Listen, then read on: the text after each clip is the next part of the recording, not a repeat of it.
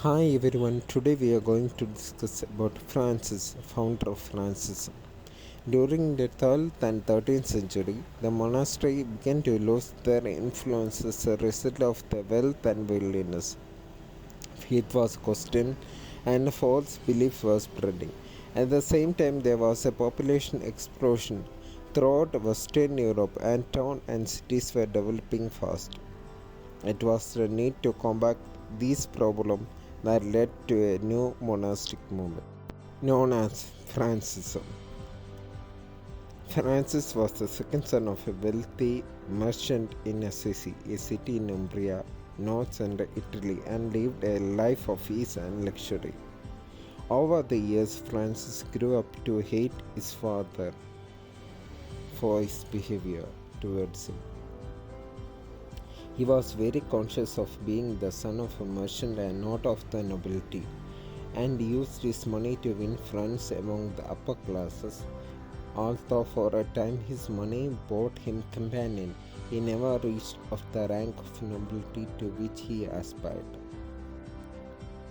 On feast day in February 1208, Francis was struck by the gospel reading about Jesus' instruction to his disciples when he sent them out among the people. He came not to take any money or even extra clothing, and to preach the kingdom of heaven come as a challenge.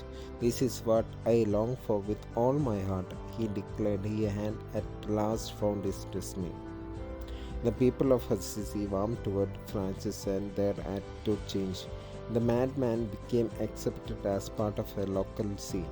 He was soon joined by his first helper when a wealthy merchant gave away his riches to be with Francis. Others quickly followed, including two men from a noble family, and by the following year there were 12 brothers. The men lived in hut close to one of the Francis restored church outside Assisi. With the possibility of further expansion, it seems important for the growing movement to gain official recognition.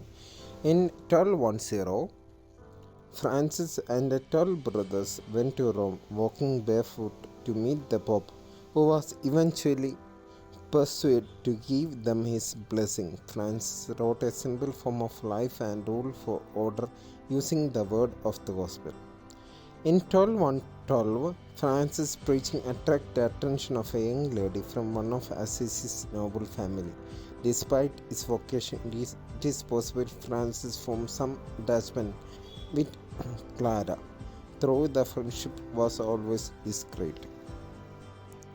Before he died, Francis warned the brothers about accepting churches or houses, but to conform to the holy poverty. After his death, the order continued to grow, but it became more difficult to maintain the war of property, dividing his followers and church for more than a century.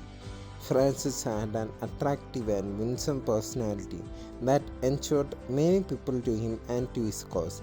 He frequently gave the impression of being an eccentric, but for some he was the most Christ-like figure that ever lived in that era.